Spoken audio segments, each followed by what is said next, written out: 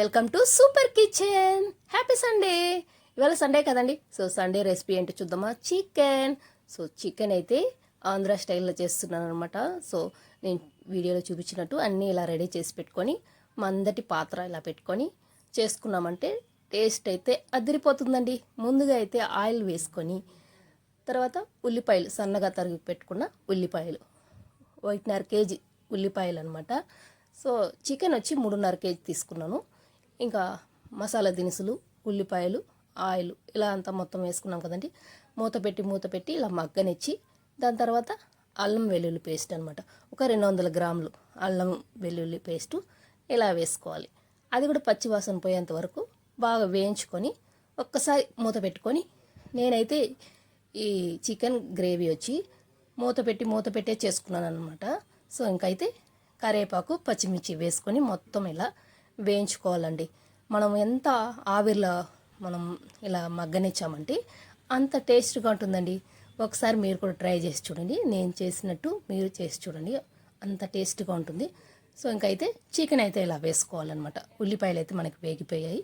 మొత్తం చికెన్ అంతా ఇలా వేసుకొని మూత పెట్టుకోవాలి. సో మనకి మగ్గాలి కదండి.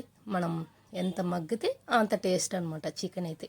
సో మొత్తం ఇలా కలుపుకొని ఇంకా సన్నగా తరిగి పెట్టుకున్న టమాటా ముక్కలు కూడా వేసుకుందాం. ఈ టమాటాల ముక్కలు వచ్చి ఇది కూడా 1.5 కేజీ టమాటా అనమాట. సో ఉల్లిపాయలు 1.5 కేజీ, టమాటాలు 1.5 కేజీ వేసుకున్నాను. 3.5 కేజీ చికెన్ అనమాట. సో మొత్తం ఇలా కలుపుకొని తగినంత ఉప్పు వేసుకొని సో మూత పెట్టుకోవాలన్నమాట. ఇది కూడా చాలా మగ్గాలన్నమాట. మగ్గితే టేస్ట్ అనేది సూపర్ అనమాట. సో చూడండి ఇలా మగ్గిందనమాట.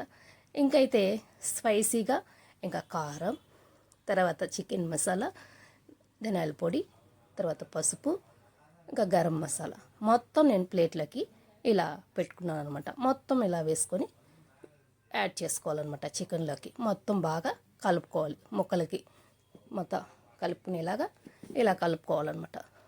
సో ఈ చికెన్ అయితే సూపర్గా ఉంటుందండి. సండే అయితే బాగా ఇష్టంగా తిన్నారన్నమాట ఈరోజు అయితే చర్చి వాళ్ళందరూ.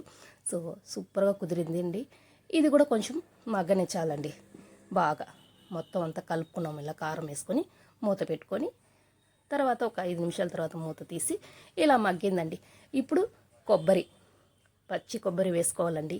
కొబ్బరి వేసుకుంటేనే టేస్ట్ అనేది చికెన్కి అంత టేస్ట్గా ఉంటుందన్నమాట.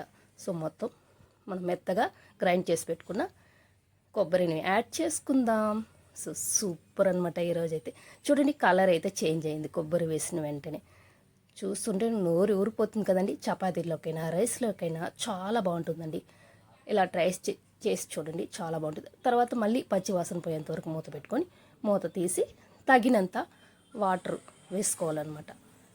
దాని తర్వాత మిరియాల పొడి, దాని తర్వాత కొంచెం మళ్ళీ వాటర్ యాడ్ చేసుకొని ఎంత కావాలో అంత వాటర్ యాడ్ చేసుకొని మిరియాల పొడి, కొత్తిమీర మనం ఉడికేటప్పుడే వేసుకోవాలన్నమాట.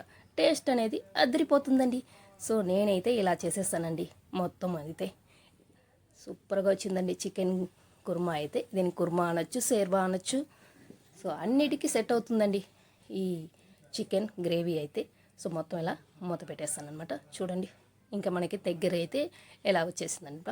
తర్వాత మళ్ళీ కొంచెం కొత్తిమీర వేసుకొని మొత్తం ఇలా కలుపుకొని దాని తర్వాత మిరియాల రసం చేశానండి.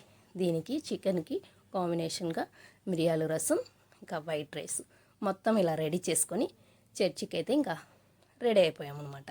So Andhra style chicken gravy అయితే ఇలా రెడీ అయిపోయిందండి. నా వీడియో మీరు చూస్తుంటే లైక్ చేయండి, నచ్చితే ఓకే కామెంట్స్ చేయండి.